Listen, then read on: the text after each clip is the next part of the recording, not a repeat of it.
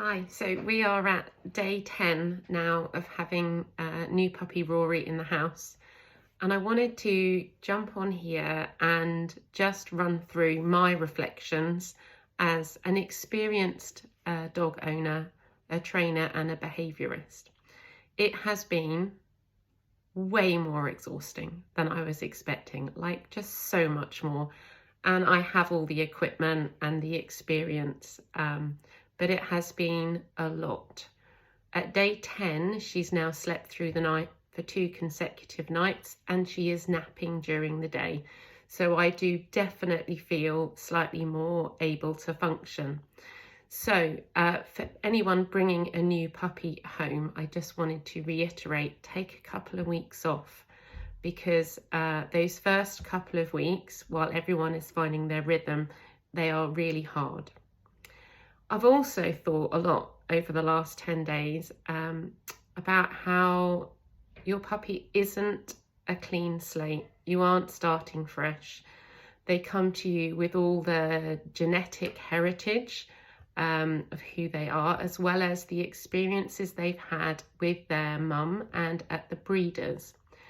And one of the things Rory's breeder did is she scatterfed them.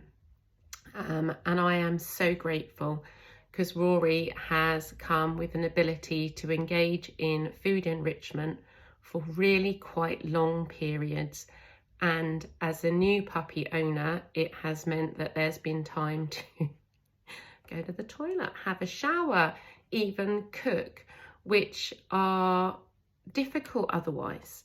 So, you know, they're not a blank slate. They are who they are. But if you choose a good breeder and check that they're getting a really diverse range of socialisation experiences, which doesn't just mean meeting other dogs, it means paws on different textures, interacting with novel objects. They respond really well to high levels of environmental complexity during that early period, and therefore being kept in a commercial puppy breeding environment is often detrimental to their development. I know all of this, but again, I was really struck by how difficult it was to introduce leads, crates, even my baby buggy I've been using. They don't come saying, yes, shut me in a cage. It's taken a lot of work in order for a crate or a barrier to be a good thing. It's taken a lot of sitting near her, being near her, supporting her, and making really careful decisions about how I respond. So certainly for the first few days, I had a fair bit of attention barking, and it took me a little while to tune into the difference between a panic bark, an alert bark, and a I'm bored and cranky, get in here right now bark. And so again, over the last 2 or 3 days, I've noticed a real shift in that. When she's tired in the early evening, we have had some more irritable, angry barking, which I am now ignoring.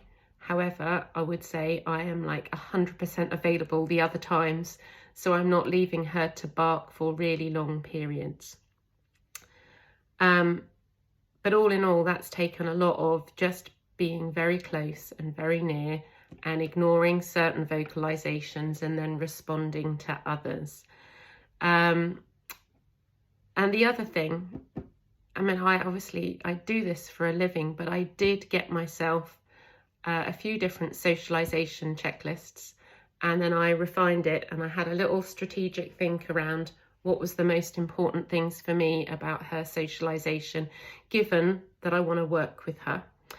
And without having that socialisation checklist to tick through, I think all of the exhaustion and overwhelm would mean it just wouldn't happen until she was a little bit older, by which time the opportunities are getting more limited.